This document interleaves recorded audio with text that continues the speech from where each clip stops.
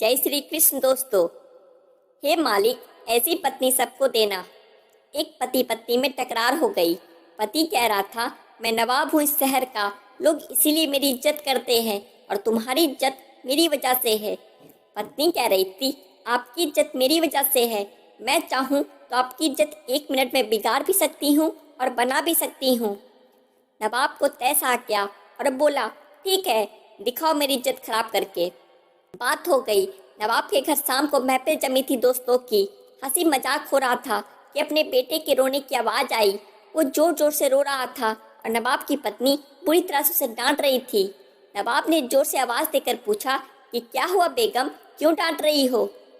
बेगम ने अंदर से कहा, देखिए ना, आपका बेटा खिचड़ी मांग रहा है और जबकि उसका पेट भी भर चुका है। नवाब ने कहा, दे दो थोड़ी सी और। बेगम बोली, घर में और भी तो लोग हैं, सारी इसी को कैसे दे दूं? पूरी महफिल शांत हो गई। लोग कानाफूसी करने लगे कि कैसा नवाब है, जरा सी खिचड़ी के लिए इसके घर में झगड़ा होता है। नवाब की पगड़ी उछल गई। सभी लोग चुपचाप उठकर चले गए। नवाब उठकर अपनी बेगम के पास गया और बोला, मैं मान गया, तुमने आज मेरी इज्जत तो उतार दी। लोग भी कैसी कैसी बातें कर रहे थे, अब तुम यही इज्जत वापस ला कर दिखाओ।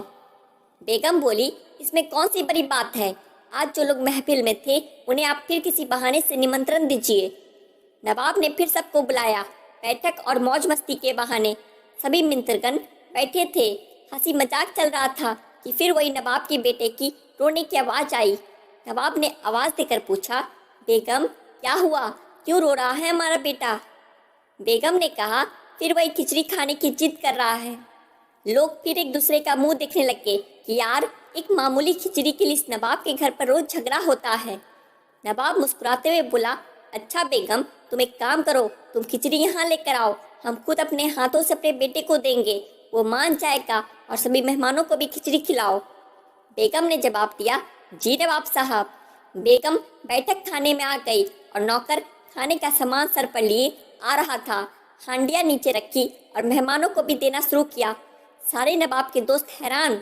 जो परोसा जा रहा था वो चावल की खिचड़ी तो कतई नहीं थी, उसमें खजूर, पिस्ता, काजू, बादाम, किशमिश इत्यादि से मिलाकर बनाया हुआ सुस्वादिष्ट व्यंजन था। अब लोग मनी मन सोच रहे थे कि ये खिचड़ी है, नवाब के घर में से खिचड़ी बोलते हैं तो मावा मिठाई किसे बोलते होंगे? नवाब की इज्जत को 4 चांद लग गए। लोग नवाब की रईसी की बातें करने लगे। नवाब ने बेगम के सामने हाथ जोड़े और कहा, मान गया मैं कि घर की स्त्री इज्जत बना भी सकती है और बिगाड़ भी सकती है, और जिस व्यक्ति को घर में इज्जत हासिल नहीं हुआ उसे दुनिया में कहीं इज्जत नहीं मिलती।